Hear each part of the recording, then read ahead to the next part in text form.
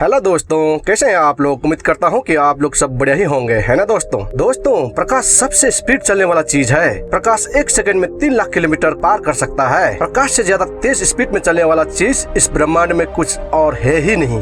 ये सब बातें तो सबको मालूम ही है कि नहीं दोस्तों। लेकिन मैं आज आप लोगों को बता दूं कि प्रकाश बहुत स्लो है। तो आप लोगों का इस बारे में क्या ख्याल है। भले ही प्रकाश 1 सेकंड में 3 लाख किलोमीटर पार कर सकता है, फिर भी ये स्पीड बहुत स्लो है। मैं इस बात को आज का इस वीडियो में प्रूव करने वाला हूँ। अब आप लोग सोच रहे होंगे कि ये कैसे हो सकता है। कैसे, चलिए मैं बताता हूँ।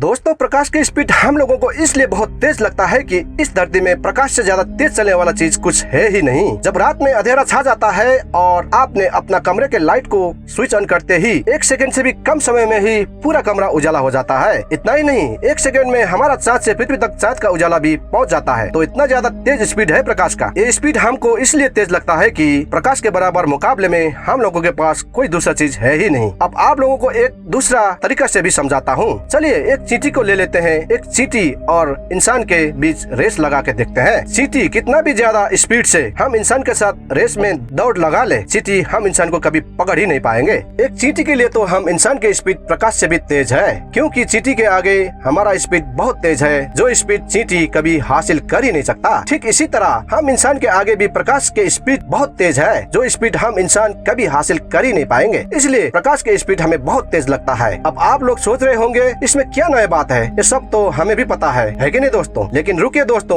प्रकाश इतना ज्यादा स्लो है कि आप सोचने पर मजबूर हो जाएंगे। चलिए कैसे, मैं बताता हूँ। अब आप लोगों को मैं 40-50 साल आगे फ्यूचर में लेके जाता हूँ, 2072 साल में। दोस्तों, हम लोग अभी 50 साल आगे 2072 साल में है। आज एलन मस्क के अनुसार इंसान मल्टी प्लैनेट बनकर मंगल पर भी रहने लग गए हैं। अब आज आपका कोई दोस्त मंगल पर भी रहता है। अब आपको मंगल पर रहने वाला दोस्त को व्हाट्सएप या मैसेंजर पे मैसेज भेजना पड़ सकता है। जब आप या आपका कोई दोस्त व्हाट्सएप या कोई भी मैसेंजर में चैट कर रहे होते हैं तो मैसेज एक क्लिक में पहुंच जाता है, चाहे आपका दोस्त साथ में ही बैठे हो या दुनिया के किसी कोने में, क्योंकि मैसेज में यूज होने वाला इलेक्ट्रिक मैग्नेटिक रेडिएशन भी लाइट के स्पीड में ही होता है। इसलिए मैसेज का आदान प्रदान बहुत ही फास्ट होता है। क्या यह स्पीड ब्रह्मांड के किसी दूसरे प्लेनेट पर भी सेम ही रहता है? चलिए जान लेते हैं। अगर आपको अपना किसी मंगल पर रहने वाला दोस्त को मैसेज फेसबुक और व्हाट्सएप में भेजना पड़े तो मंगल और पृथ्वी की दूरी 21 करोड़ 72 लाख किलोमीटर है। ये उस समय की दूरी है कि जब मंगल और पृथ्वी सबसे दूर होता है। लाइट को भी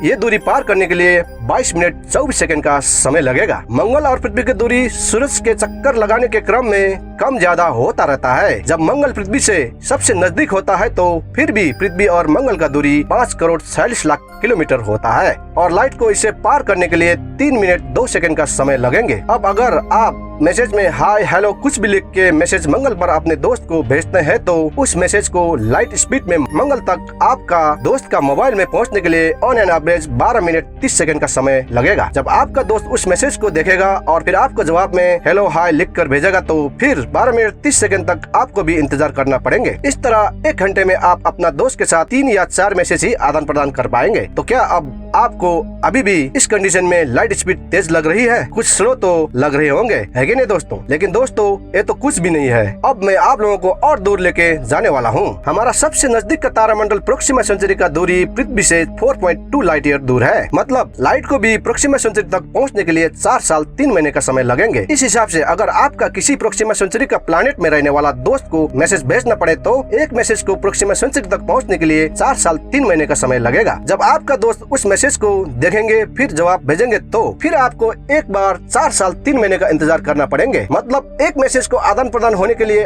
8 साल 6 महीने का समय लगेंगे। अजीब बात है ना दोस्तों। लाइट का स्पीड इतना तेज होने के बावजूद भी आप अपना पूरी जीवन काल में अपना दोस्त के साथ 7 या 8 मैसेज ही आदान प्रदान कर पाएंगे। तो अब बोलिए, लाइट स्पीड क्या आप लोगों को अभी भी तेज लग रही है? अब तो लाइट स्पीड बिल्कुल स्लो हो रही है। अब आप लोग कैसे बोलेंगे कि लाइट स्पीड बहुत तेज है कि नहीं दोस्तों? अगर ब्रह्मांड में प्रोक्सिमा सेंचुरी से भी बाहर निकल के देखेंगे तो लाइट स्पीड तो बिल्कुल काम ही नहीं करेंगे। चलिए एक और एग्जांपल देता हूँ। अगर भविष्य में कोई इंसान हमारा पड़ोसी गैलेक्सी एंड्रोमेडा में रहने लगता है और हमें एंड्रोमेडा में रहने वाला इंसान को मैसेज भेजना है तो हमारा मिल्की वे गैलेक्सी से एंड्रोमेडा गैलेक्सी तक का दूरी 25 लाख लाइट ईयर है। मतलब एक मैसेज को एंड्रोमेडा गैलेक्सी में पहुँचने के लिए 25 लाख साल लगेंगे। इस तरह से तो इंसान का कई हजारों दादा परदादा पोता के पीढ़ियां खत्म हो जाएंगे, फिर भी मैसेज एंड्रोमेडा गैलेक्सी तक पहुंच ही नहीं पाएंगे। तो अब बोलिए, लाइट स्पीड क्या वाकई ही तेज है? जी नहीं दोस्तों, अगर यूनिवर्स के हिसाब से देखें तो लाइट स्पीड बहुत स्लो है। अब तो शायद आप लोगों को लाइट स्पीड क्या है और क्यों स्लो है पता लग ही गए होंगे। लाइट स्पीड तेज है तो केवल हमारा धरती पृथ्वी से बाहर तो लाइट स्पीड ना के बराबर है कि नहीं दोस्तों लाइट स्पीड तेज है या नहीं इस बात को आप भूल जाइए, लेकिन याद रखने वाला बात ये है कि मेरे चैनल में आप लोगों का सब्सक्राइब का स्पीड लाइट से भी तेज होना चाहिए। इसलिए फटाफट लाइट स्पीड में चैनल को आप लोग सब्सक्राइब कर दीजिए, ताकि मैं सब्सक्राइब को गिन ही ना सकूं।